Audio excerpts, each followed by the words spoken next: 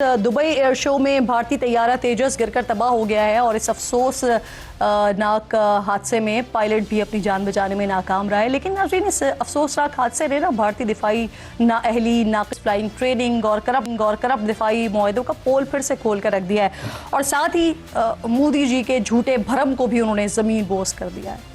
वतुइज़्ज़ु मन तशा वतुज़िल्लु मन तशा बियदिकल खैर इन्नका अला कुल्लि शैइन क़दीर। और बेशक अल्लाह रब्बिल जलाल पर जिसे चाहे इज्जत दे और जिसे चाहे जिल्लत दे।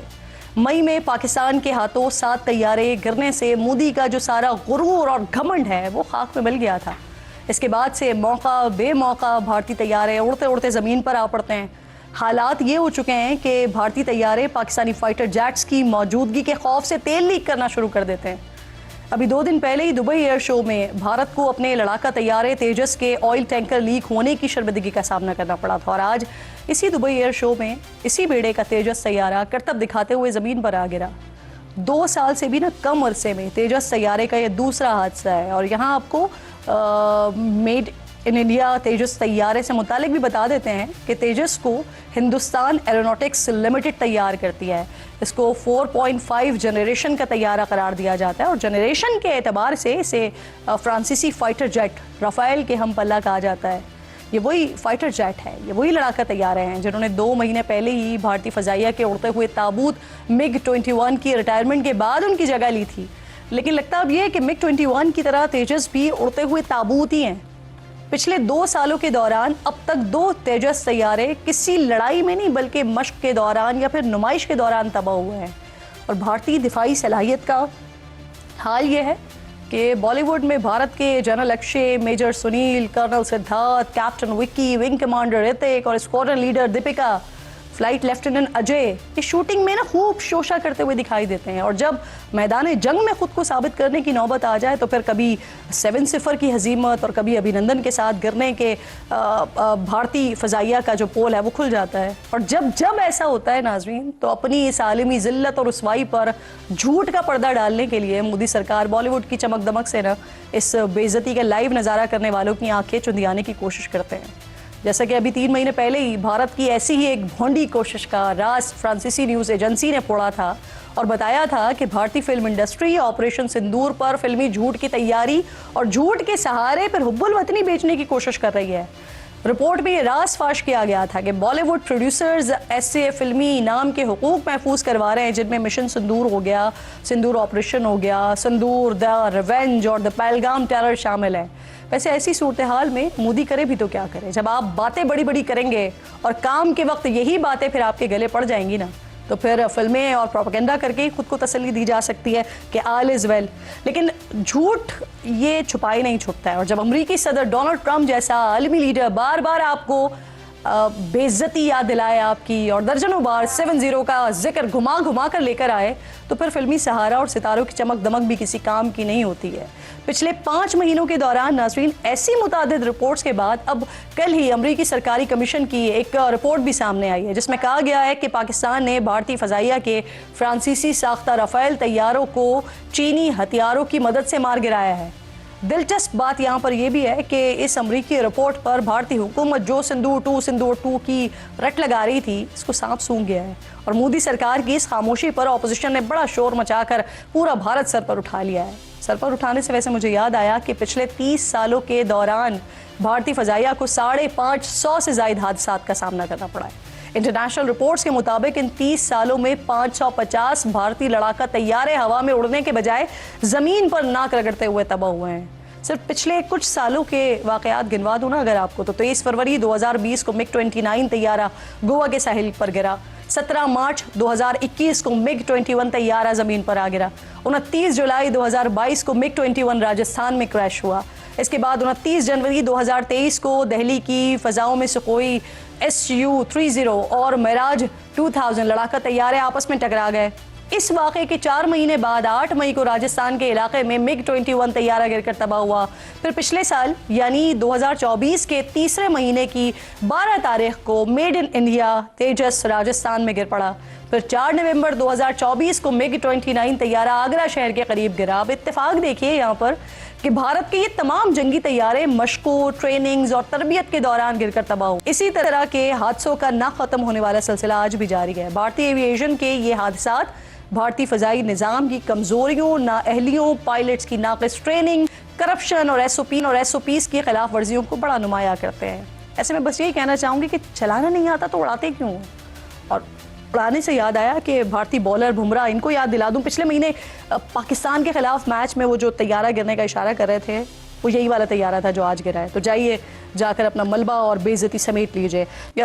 मेरे साथ air commodore retired Khalid Chishti साहब साथ मौजूद हैं, ज़रा उनसे इस बात का आगाज़ कर लेते हैं ना। सर, ये क्या सिचुएशन, और गो के ये अफसोसनाक हादसा, पायलट भी जान से गया, लेकिन एक तारीख है भारतीय फ़ज़ाइया की, जो कुछ अभी मैंने बताया ये इस पर कंट्रोल नहीं कर पा रहे हैं, काबू नहीं कर पा रहे हैं। पाकिस्तान के साथ भी जब पहली मुठभेड़ हुई 6 और 7 की रात को, तो वहां पर ही पता चल गया था कि कितनी नाक़िस ट्रेनिंग, कितनी नाक़िस, कितनी अहलियत का फुकदान भारतीय फ़ज़ाइया में मौजूद है। सर जी, बहुत शुक्रिया मिस किरण, आपने इनवाइट किया। और सबसे पहले तो जाहिर है, जब आप भी कह रही थी एक जानी नुकसान हुआ है, चाहे मेरी राइवल एयरफोर्स का है, इसमें हमारे लिए कोई इसमें प्राइड नहीं है, क्योंकि हमने मारा नहीं है, नो कॉम्बैट में ही कैजुअलिटी नहीं हुई। और मेरी हमदर्दी इंडियन एयरफोर्स और खासतौर पर उस फैमिली के साथ।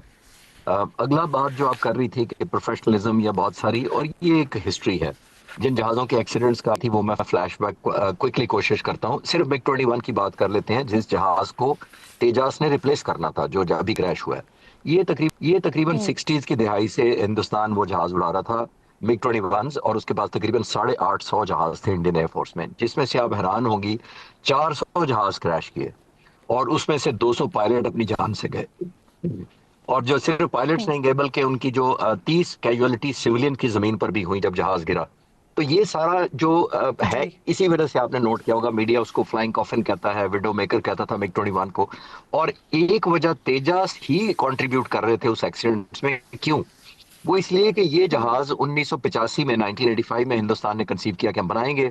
40 सालों में प्रोग्रेसिवली इसने मिग 21 को रिप्लेस करना था, क्योंकि हिंदुस्तान एरोनॉटिकल लिमिटेड कंपनी जो थी, वो उसने स्लो डाउन किया, चाहे वो किकबैक्स थी, supply of shortage of funds थी, टेक्निकल एक्सपर्टीज थी, कंफ्यूजन था, डिसीजन मेकिंग डिलेड थी। वो एक लंबे प्रोग्राम उस पर लैदा हो सकता है।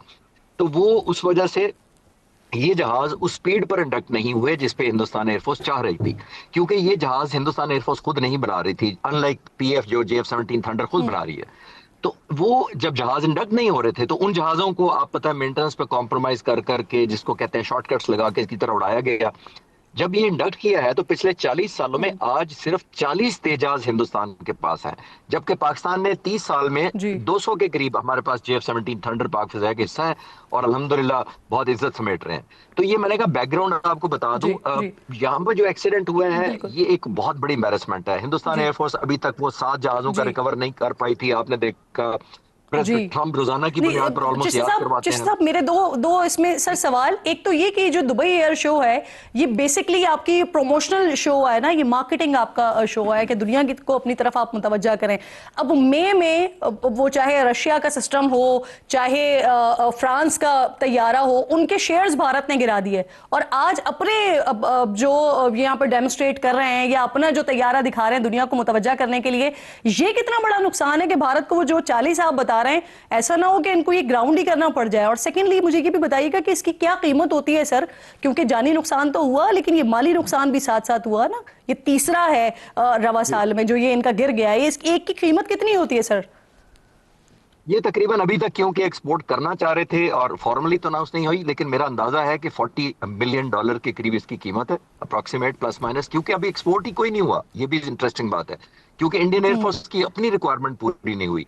तो जो आप कह रही थी दुबई के बारे में, वो दुबई दुनिया का एयर शो जो है, दुनिया का सबसे बड़ा एयर शो है। पहली बात, इसको कहते हैं $1 बिलियन प्लेटफॉर्म कहते हैं, क्योंकि यहाँ मिलिट्री हार्डवेयर होते हैं। आज भी जो शो हो रहा है उसमें 200 के टाइप्स, डिफरेंट टाइप्स एयरक्राफ्ट मौजूद हैं डिस्प्ले पर, और उसमें ड्रोन्स हैं, उसमें इंजीनियरिंग के बहुत सारे शाहकार हैं। सिर्फ हेलीकॉप्टर और दूसरे मिलाकर 200 के करीब है। मैं एक और दिलचस्प आपको बात बताता चलूं, आपने कहा ना कि ये बहुत बड़ी प्लेटफॉर्म होता है मार्केटिंग का, तो ये मार्केटिंग करने गया था ताकि दुनिया में कोई ऑर्डर कर सके।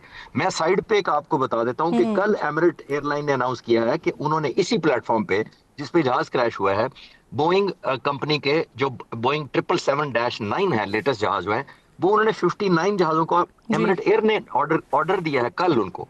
तो मैं कहना ये चाह रहा हूँ कि इतना बड़ा जी प्लेटफॉर्म है जहां पे बहुत ज्यादा अपॉर्चुनिटीज मिलती हैं जो मैन्युफैक्चरर्स होते हैं, इसी वजह से हमारा JF-17 थंडर भी गया हुआ है। तो ये बहुत बड़ी मार्केट है। और जी एक और चीज आपके व्यूअर्स को जरूर बताता चलूं कि यहाँ पे सिर्फ मार्केटिंग नहीं होती, यहाँ top level decision makers, defence minister, air force chiefs, हमारे भी एयर चीफ गए हैं वहां पे, एयरफोर्स चीफ्स वहां जाते हैं जिन्होंने ऑन स्पॉट डिसीजन लेने होते हैं कि मैंने ये जहाज अपनी एयरफोर्स में इंडक्ट करना है कि नहीं करना। जैसे ये जमीन पर डिस्प्ले लगे होते हैं तो आप वेपन्स कैरी करते देखते हैं, फिर आप इन जहाजों को हवा में एरोबैटिक्स करके उस जहाज की मनूवरेबिलिटी, उस जहाज का टर्न रेट, उसकी क्लाइंब रेट, उसके इंजन की थ्रस्ट और दूसरी परफॉर्मेंस से इंप्रेस करते हैं। इसलिए दुनिया लेती है। और जी बदकिस्मती ठीक हिंदुस्तान एयरफोर्स की कि सही पहले एक सही एम्बेरसमेंट से रिकवर नहीं कर पाए और एक दूसरी का सामना करना पड़ गया उनको। बिल्कुल ठीक है। और ये जिला तो रुसवाई का सिलसिला जारी है। बहुत शुक्रिया आपका, जिस साहब आप साथ मौजूद थे।